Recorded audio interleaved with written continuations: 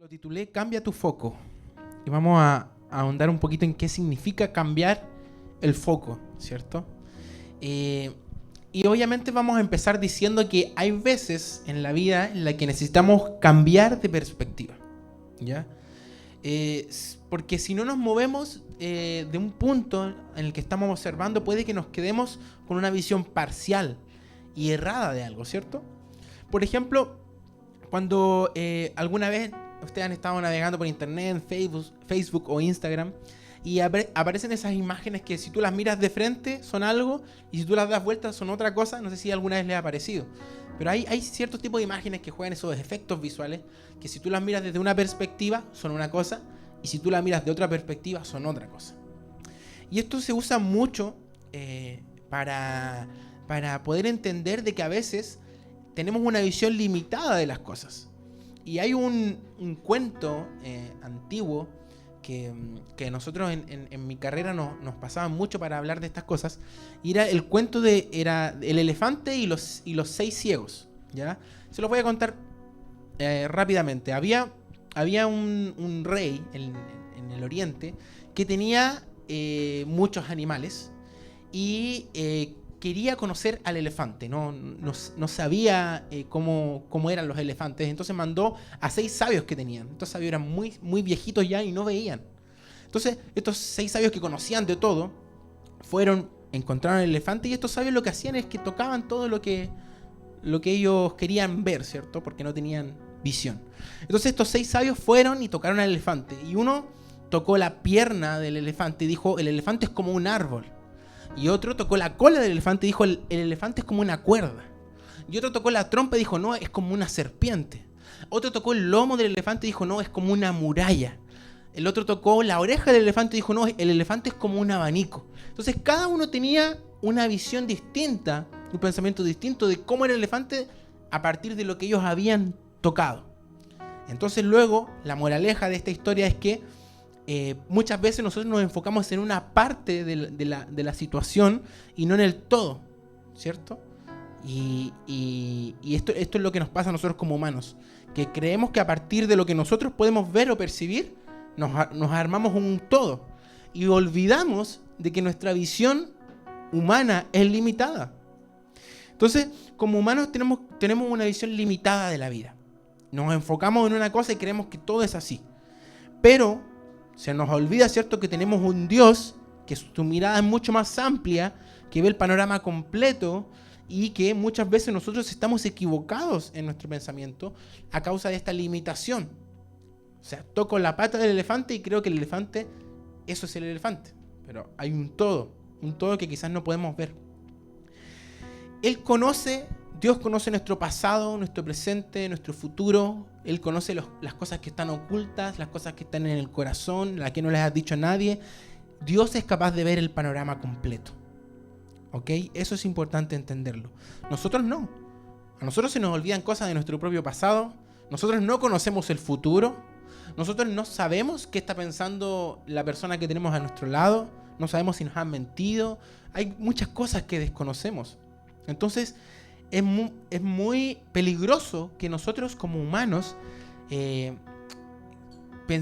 declaremos ciertas cosas con nuestra visión limitada de la vida. Entonces, por eso, el otro día, el martes de oración, el Gonzalo nos daba una reflexión súper buena en la cual nos hablaba a los hombres del turno de oración acerca de cómo cuando nosotros vemos un partido de fútbol, ¿cierto?, nosotros vemos cosas desde afuera, ¿cierto? Que vemos la cancha desde arriba, todo súper bien, cámaras de alta definición, y nosotros vemos ciertos errores que están cometiendo los jugadores que quizás ellos no ven, ¿cierto? Porque están ahí, ellos no tienen ojo en su espalda, nosotros vemos todo desde arriba, entonces tenemos la solución. Y el Gonzalo nos invitaba a reflexionar, nosotros que nos desesperamos frente a la tele, ¿cierto? Y le gritamos a los jugadores: hagan esto. Quizás a Dios le pasa lo mismo con nosotros, ¿cierto? De que nosotros tenemos una visión tan limitada y tan pequeña, y Dios, que lo ve todo, sabe que es mejor para nosotros y nos da órdenes y nos da indicaciones y nosotros no hacemos caso, ¿cierto? Esa reflexión nos daba el Gonzalo el otro día y me pareció súper buena. Y es por eso que en los deportes de equipo siempre hay un director técnico, ¿cierto? Siempre hay un entrenador que está desde afuera de la cancha observando, ¿cierto? Observando todos los puntos ciegos, porque cuando uno está jugando fútbol, ¿cierto? El delantero, ¿cierto? Está con su mirada en el arco, pero muchas veces se le está colando uno por la espalda y no ve, ¿cierto? El defensa está concentrado en algo, pero nadie tiene ojo en la espalda, ¿cierto? El único que tiene por ahí más visiones es el arquero, ¿cierto? Pero está lejos de todo, no puede dar indicaciones. Entonces, tiene que haber un director técnico. Alguien que desde afuera mire y diga, ya, esto está pasando, vamos a hacer este cambio.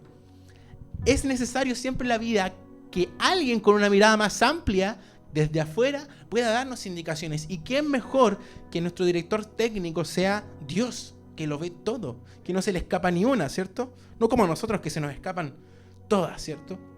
Entonces, nosotros como humanos, que solo podemos ver una parte de la cancha, que solamente vemos una parte del panorama, necesitamos pedirle a Dios, a su Espíritu Santo, que cambie nuestra visión humana, por una visión espiritual.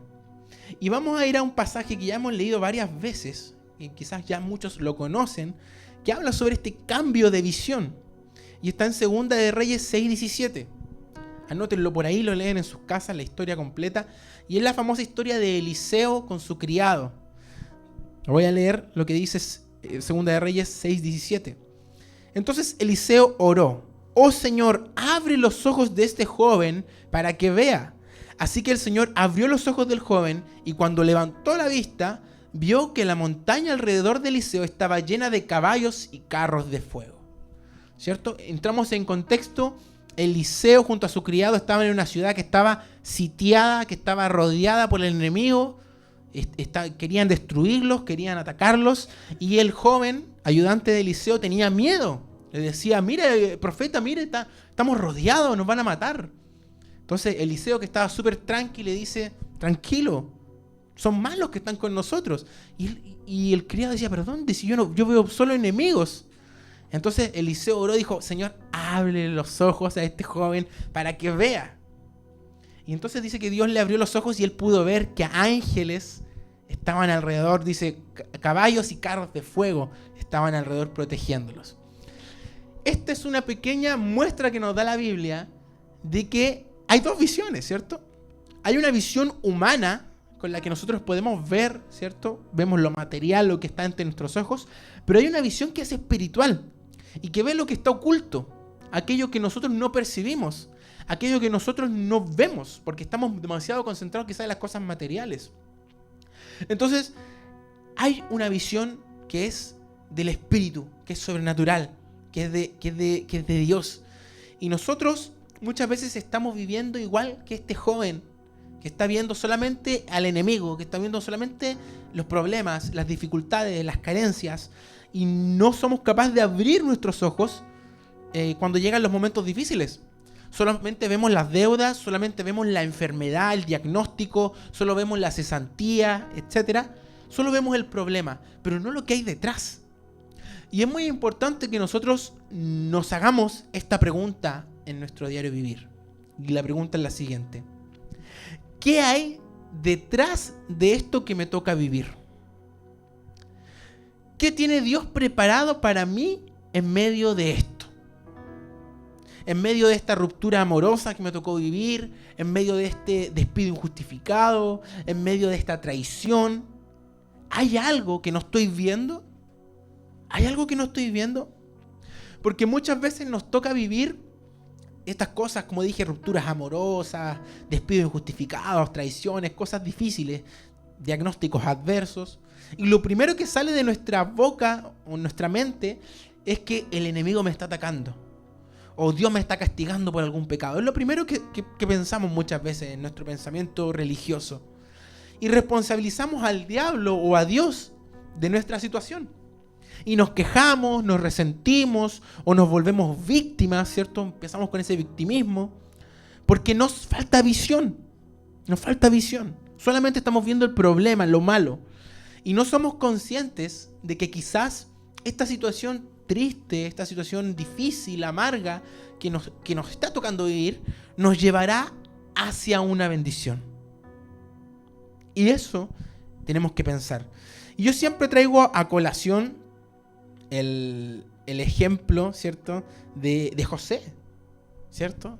Que pasó de una mala a una peor, a otra peor, y que justo cuando todos creíamos que nada peor podía pasar, entonces Dios levanta el telón y revela el plan de bendición que había para la vida de José. Voy a recordarlo para los que no tengan tan a memoria la historia, aunque yo creo que todos. Pero José, favorito de su papá, es envidiado por sus hermanos, es vendido como esclavo, ¿cierto? Partimos muy mal, vendido como esclavo. Llega a Egipto como esclavo, como siervo, sin derechos, sin nada. Lo ponen a cargo de algo, de un hombre importante en Egipto. Trabaja tan bien que lo tienen en alta estima, pero la esposa, ¿cierto?, le echó el ojo, se le ofrece, él se niega, entonces lo acusan falsamente y lo mandan a la cárcel. Entonces, ya venía de una mala, va a otra peor. En la cárcel está ahí encerrado, sin derechos nuevamente, sin aspiraciones, sin posibilidad de poder salir, sin un juicio siquiera. Está ahí, encerrado. Todos creeríamos que ya no hay más. Entonces, ¿qué pasa? Dios levanta el telón, porque nuestra mirada, ¿qué ve en ese momento? Estoy en la cárcel, estoy mal, ya no puedo hacer nada, aquí me voy a morir. Pero Dios dice, te voy a mostrar lo que yo tenía preparado. Y entonces, ¿qué pasa? José es llevado ante Faraón, ante el rey de Egipto, la persona más importante, interpreta su sueño. ¿Y qué hace este rey, este faraón? No haya nada mejor que dejarlo a cargo de todo y hacerlo gobernador de Egipto. Entonces, ¿quién podría explicarse que a partir de situaciones tan malas haya venido algo tan bueno? Nadie. Y no fue solo bueno para él, porque a causa de que José estuvo a cargo de todo Egipto, fue que él pudo bendecir luego al pueblo de Israel, a sus hermanos, ¿cierto? A la descendencia de Jacob. Entonces, Dios planeó que un mal se transformara en un bien. ¿Y qué pasa? Que nosotros quizás a mitad de camino hubiésemos tirado la toalla porque dijimos, ya no puede pasar nada peor, ya nada bueno puede salir de acá. Y así es como pasa muchas veces, entran en un círculo vicioso la gente de fracasos, de pérdidas. ¿Y qué es lo que dice? Yo me rindo aquí y me cuelgo y me suicido. Porque ya nada bueno puede venir de aquí. Y entonces Dios nos dice, espera. Porque claro, está siendo difícil esto que estás viviendo, pero puede que tras la cortina que tú no ves hay un futuro preparado, un futuro de bendición. Hay cosas buenas, como le pasó a Job. Entonces, debemos preguntarnos, ¿qué hay detrás de esto? ¿Qué tiene Dios preparado tras estas difíciles batallas que me ha tocado luchar? Es importante que recordemos eso, porque en la Biblia nadie tuvo una vida perfecta y exenta de dificultades o de dolores. Nuestro mismo Señor Jesús, para darnos vida eterna y para poder Él ser glorificado hasta lo alto, tuvo que morir. Tuvo que padecer en la cruz, tuvo que ser torturado, tuvo que ser apresado injustamente. Entonces vinieron muchas malas para que se cumpliera un plan perfecto, un plan de bendición para todos nosotros. Es necesario muchas veces que ocurran estas cosas, pero pregúntate, ¿dónde está tu foco ahora en el momento de la dificultad? Y hay algo que necesitamos cambiar, hay algo que necesitamos que se transforme en nosotros, y es la mentalidad. Cambiar la mentalidad humana que tenemos, esa mentalidad que nos tiene ahí pensando que todo es negro, que todo es malo, que el diablo nos está castigando, que Dios nos está castigando. Y en la Biblia hay una palabra llamada metanoia, que es un término griego que traducido comúnmente se traduce como arrepentimiento. Pero esta palabra metanoia, ¿a qué se refiere? Se refiere a un cambio profundo y radical de la mente y del corazón. Una transformación interior que implica un giro completo en la forma de pensar y de actuar. Eso es metanoia. Un giro completo en nuestra mente, en nuestra forma de pensar y de actuar. Abandonando antiguas cosas, antiguos patrones, y abrazando una nueva dirección guiada por Dios. Y quiero que vayamos al versículo clave de esta mañana, que está en Romanos 12:2. Se los voy a leer. Romanos 12, verso 2. Dice: no os conforméis a este siglo, sino transformaos por medio de la renovación de vuestro entendimiento, para que comprobéis cuál es la buena voluntad de Dios, agradable y perfecta.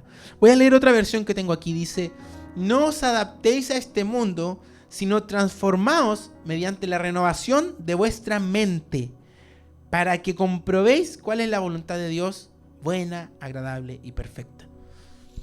Cambiar la mente, cambiar el foco, cambiar nuestra mirada, nuestra visión. No la misma de antes, una nueva. Entonces pregúntate hoy, además de haber hecho una oración de salvación, además de ir a la iglesia regularmente, ¿has transformado tu mente? ¿Tu mente cambió? Esa es una buena pregunta, porque a veces podemos estar viniendo a la iglesia o podemos haber recibido al Señor en una oración, pero no estamos transformando nuestra mente. Estamos quizás igual, quizás hemos cambiado algunas cosas, pero la mente no se ha transformado.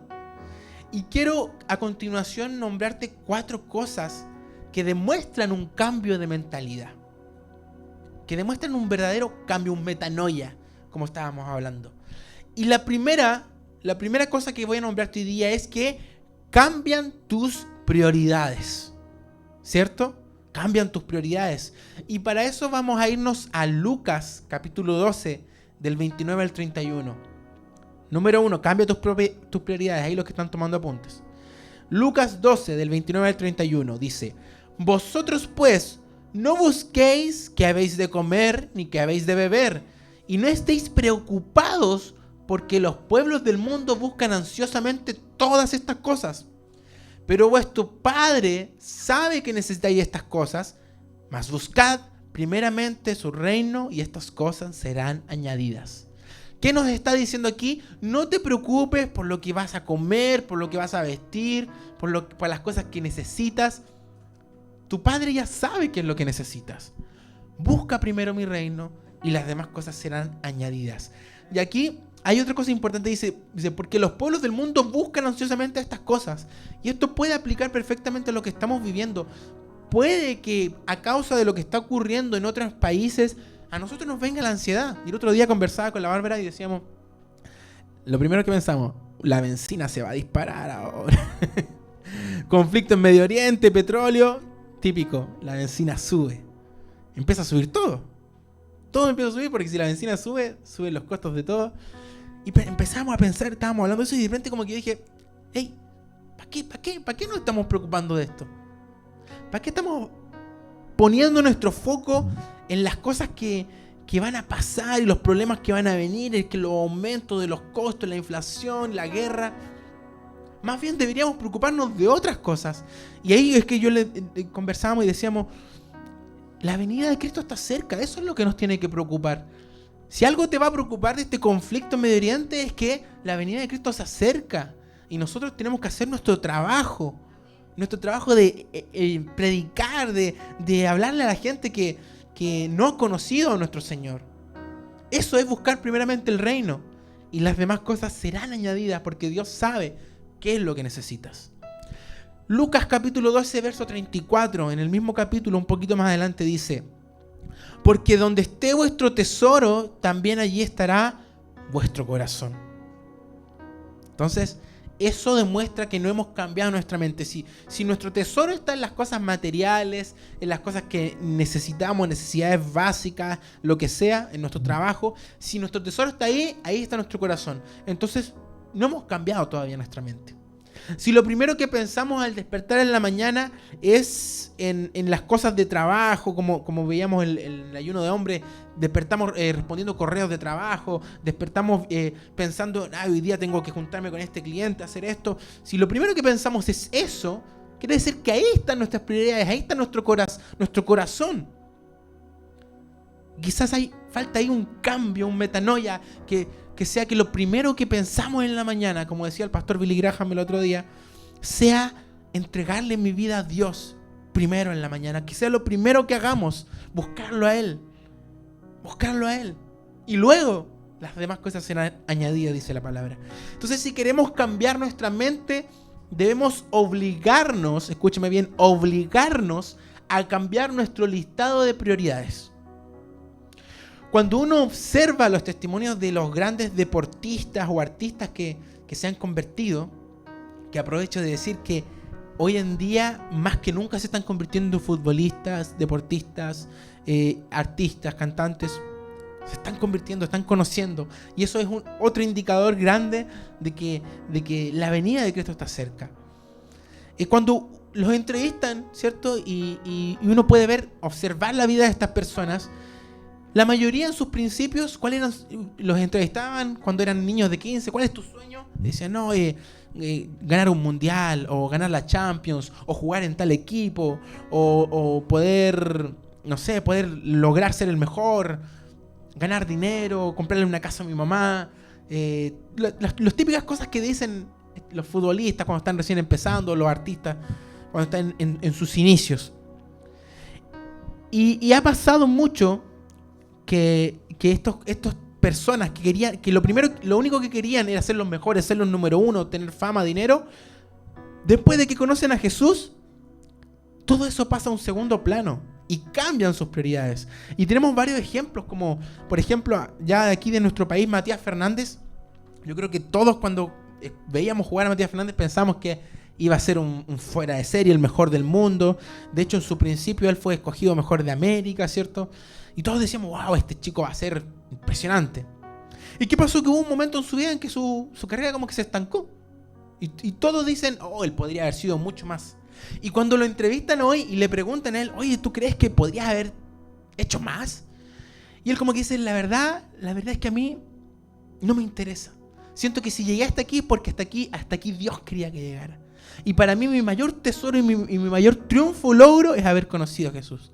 Entonces, wow, cómo cambian las prioridades. Y así tenemos varios ejemplos. Tenemos el ejemplo de Kaká, que fue un jugador que llegó a ser Balón de Oro, que llegó a estar ahí en lo máximo, y que de repente como que futbolísticamente, podríamos decir, o en el tema de fama, de popularidad, empezó a bajar. Y hoy en día lo entrevistan, le hablan y le dicen, yo estoy tan contento con mi vida, con lo que Dios me ha dado, con mi familia, con lo que pude lograr en el fútbol, pero para mí lo más importante es Dios. Wow, y él se retiró. Son jugadores que se retiraron súper jóvenes, que no siguieron, porque sabían que ya el fútbol no era lo suyo, que ellos se iban a abocar al ministerio. De hecho, los dos están abocados al ministerio, tienen ministerios trabajando con iglesias. Cambian las prioridades. Así también ha pasado con Daddy Yankee. El otro día conversábamos también de su testimonio, de Héctor el Father, uno de los primeros reggaetoneros que se convirtió a Cristo, que dejó la música por completo y que se dedicó a pastorear. O sea, cambian las prioridades. Ya no importa el dinero, ya no importa la fama, no importa que aparezcan en revistas. Lo que importa es buscar el reino. Eso es lo que marca la diferencia. Ese es el cambio de mentalidad. Entonces la invitación hoy día para ustedes, revisa tu listado de prioridades. ¿Realmente en qué puesto tienes a Dios? Y no te hablo de la teoría, porque yo creo que en la teoría todos decimos Dios es lo primero. Es fácil decirlo con nuestra boca. Pero en la práctica, ¿en qué lugar está Dios? Y tal vez necesitamos reordenar nuestras prioridades. Porque como dice la palabra, Dios quiere que lo busquemos primero a Él. Y es difícil reordenar las prioridades. Pero ese es el primer desafío y la primera gran evidencia de que nuestra mente se está transformando. Cambia las prioridades. Segundo, cambia tu lenguaje. Y vamos a leer Mateo 15:11. Dice, oíd y entended. No es lo que entra en la boca lo que contamina al hombre, sino lo que sale de la boca. Eso es lo que contamina al hombre. Y vamos a leer también Proverbios 18:21. Dice, la muerte y la vida están en el poder de la lengua, y el que la ama comerá de sus frutos. Aquí hay dos versículos claves que nos hablan de la importancia de lo que sale de nuestra boca, de lo que decimos con nuestra lengua, ¿cierto? Siempre estamos recordando que lo que sale de nuestra boca es importante. Lo que decimos tiene influencia en nuestra vida. Porque dependiendo de lo que salga de nuestra boca, esto puede edificarnos o por el contrario puede contaminarnos. Como dice el versículo, nuestras palabras tienen poder, como dice Proverbios, y tienen consecuencias. Consecuencias que pueden ser de vida o de muerte. Por lo tanto, quiero que tú sinceramente examines tu lenguaje, el cómo hablas, las cosas que tú dices. ¿Tienes un lenguaje que es de bendición o un lenguaje que es de maldición? ¿Tienes un lenguaje de queja o un lenguaje de agradecimiento? ¿Un lenguaje que demuestra amor o que demuestra odio? ¿Un lenguaje que es honroso, que honra a los demás, o un lenguaje grosero, vulgar? ¿Tienes un lenguaje que es de chisme, de cagüín, o un lenguaje que es de consejo, ¿cierto? De sabiduría? ¿Un lenguaje que es de destrucción o de edificación? Examina sinceramente y ve qué cosas de tus palabras debes cambiar. Porque seguramente van a haber muchas cosas que debemos cambiar en nuestro lenguaje. Santiago capítulo 3, del verso 9 al 11 dice: con la lengua bendecimos a nuestro Señor y Padre, y con ella maldecimos a las personas creadas a imagen de Dios. ¿De una misma boca salen bendición y maldición? Hermanos míos, esto no debe ser así. ¿Puede acaso brotar de una misma fuente agua dulce y agua amarga? Este es un versículo igual reconocido. ¿Cómo puede ser que con una boca alabemos al Señor, cantemos canciones hermosas como las que cantamos esta mañana, pero después estamos con esa misma boca insultando a un vecino, a un colega, a un amigo? Estamos hablando de la cintura para abajo, o estamos quejándonos continuamente. No puede ser. O sea, si realmente nuestra mente ha cambiado, entonces nuestra boca hablará solamente palabras de una misma fuente, solamente palabras de bendición, de edificación, ¿cierto? Palabras que alaben al Señor y que honran también a las personas que nos rodean. Eso es lo que demuestra un cambio en nuestro lenguaje. Y es importante porque estamos constantemente hablando. Una de las cosas que más hacemos como ser humano es hablar. Nos comunicamos con personas, estamos ahí, nuestra boca nunca para. Bla, bla, bla, bla.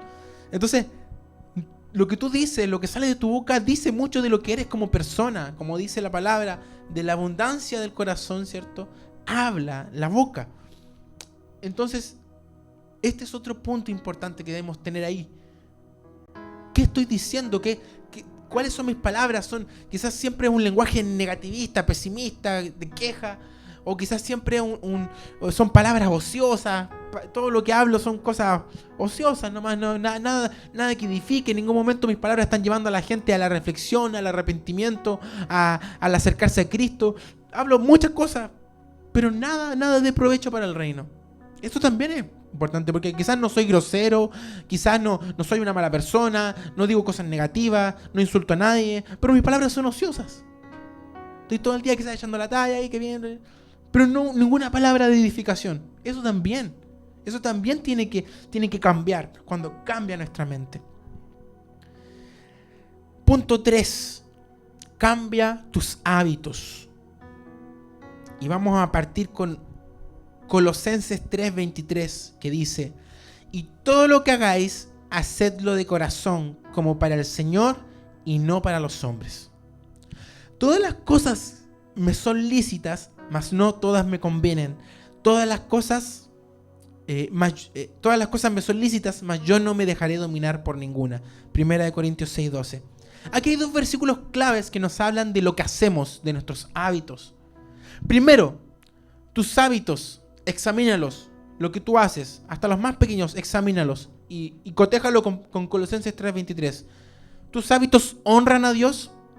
Porque Colosenses dice que todo lo que hagáis, háganlo de corazón y como para el Señor. Entonces, lo que tú estás haciendo, ¿honra a Dios de alguna manera? Y ahora, la segunda pregunta que va relacionada con Corintios 6:12. Lo que tú estás haciendo, tus hábitos, ¿te convienen?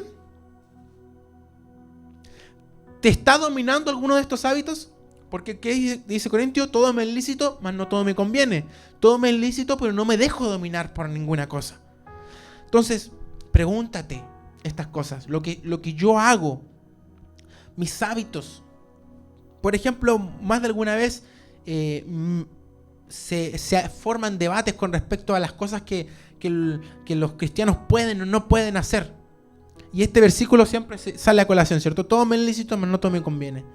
Y la gente lo ocupa muchas veces para decir, no, pero es que todo me es lícito. Pero ahora la pregunta es, ¿te conviene? ¿Te domina? Porque claramente en la Biblia no hay ningún versículo que diga que no debes fumar. Pero la pregunta rápida es, ¿te conviene fumar? Y persona que fuma, persona que está dominada por el cigarro. Y lo mismo podemos trasladarlo a cualquier cosa.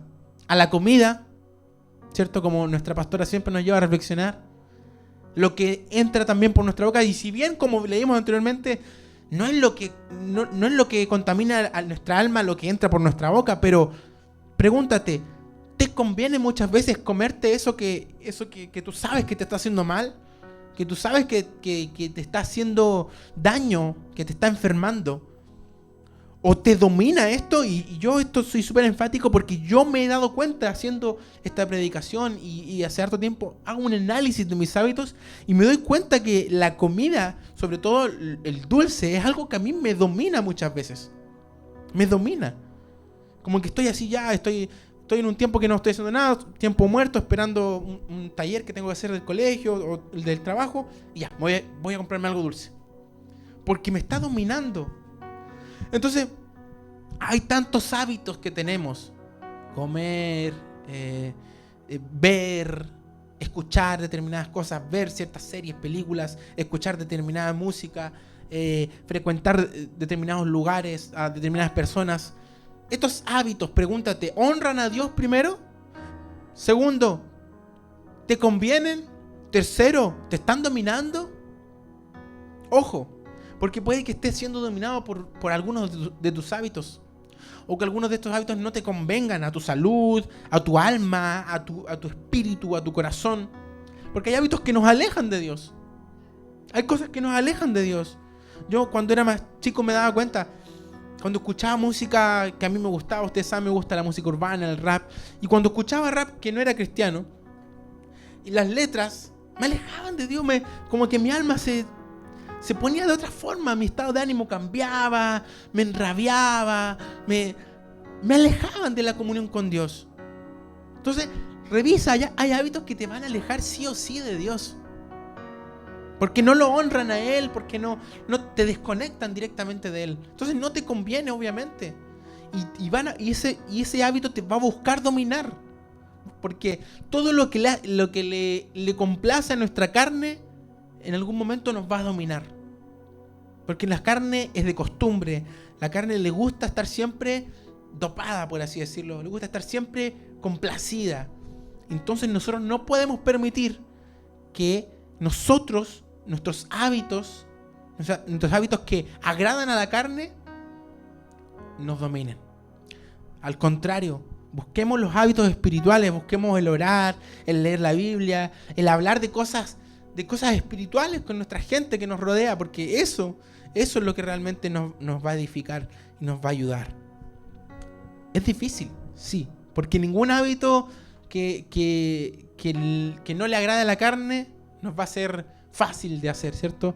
Hablábamos siempre, a nadie le encanta ayunar, salvo pueden haber ciertas excepciones. A pocos les gusta ayunar, a pocos les gustará leer mucho la Biblia, a pocos les gustará estar mucho tiempo orando o cantando.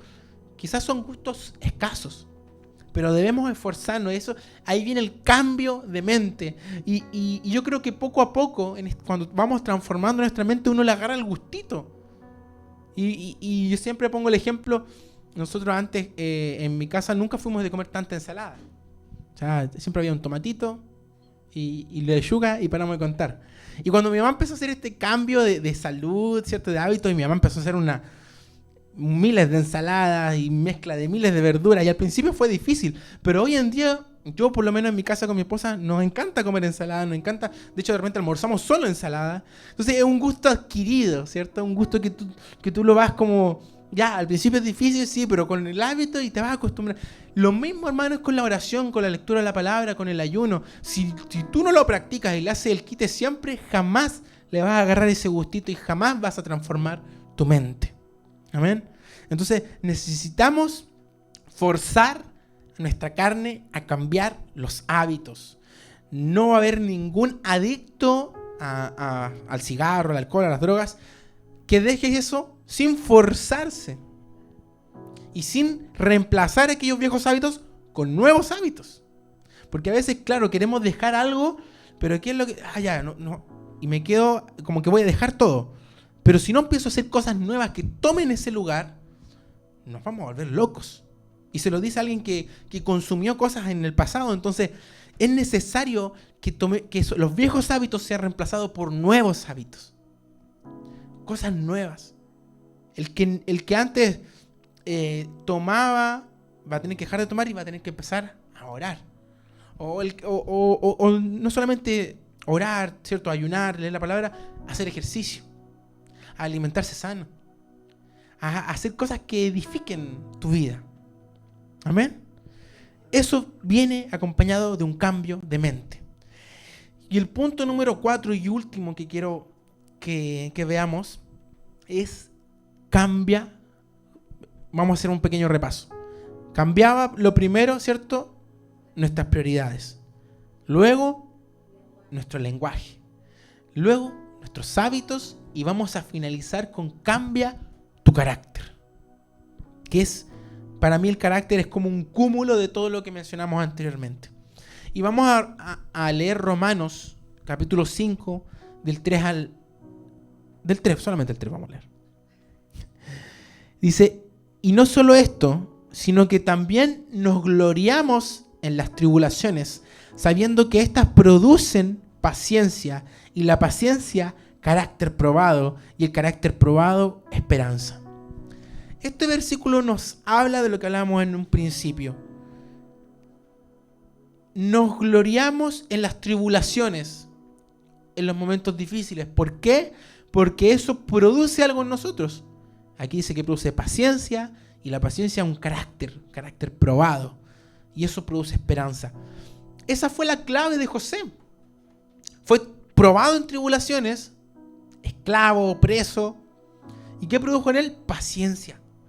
Y esa paciencia que forjó en él un carácter probado. Y eso le trajo esperanza en medio de la cárcel. Y no cuando salió de la cárcel, en el proceso. En el proceso siendo esclavo, en el proceso siendo preso. Ahí fue cuando él desarrolló la paciencia y el carácter probado y la esperanza. Porque eso lo ayudó a no rendirse. Hay muchos presos históricamente que buscan suicidarse y quitarse la vida en la cárcel. Mas José tuvo la esperanza. Y llegó el momento en que el Señor le dijo, este era el verdadero plan. Aquí está la sorpresa. Fue el giro de trama de su vida. Y eso es lo que Dios muchas veces hace con nosotros, esos giros de trama en que va, cuando uno ve las películas, ¿cierto? Que está todo mal, ya no hay esperanza, y de repente un giro de trama en el cual se destapa y el protagonista logra el triunfo, ¿cierto? Y vencen al malo. Eso es lo que Dios quiere hacer en tu vida. Pero no podemos saltarnos el proceso. Y muchas veces por ansiedad queremos hacerlo. Yo molesto harto a mi esposa porque cuando vemos películas o series y está la parte así como el clímax de que están a punto de perder y como que el malo está así haciendo las de Kiko y Caco y el protagonista está como sufriendo y la verdad me dice, adelántala para saber qué pasa.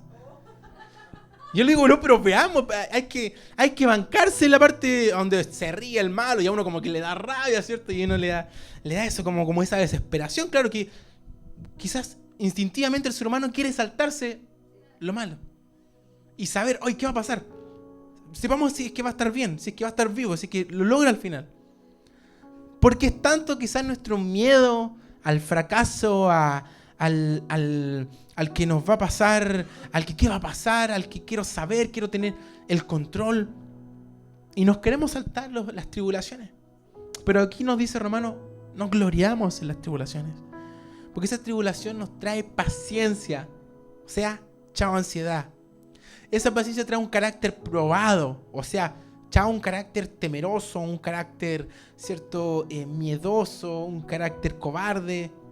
Un carácter probado, que ya las ha vivido. Y eso nos trae esperanza. No más depresión, no más desilusión, esperanza. Eso es lo que produce en nosotros las pruebas, las tribulaciones.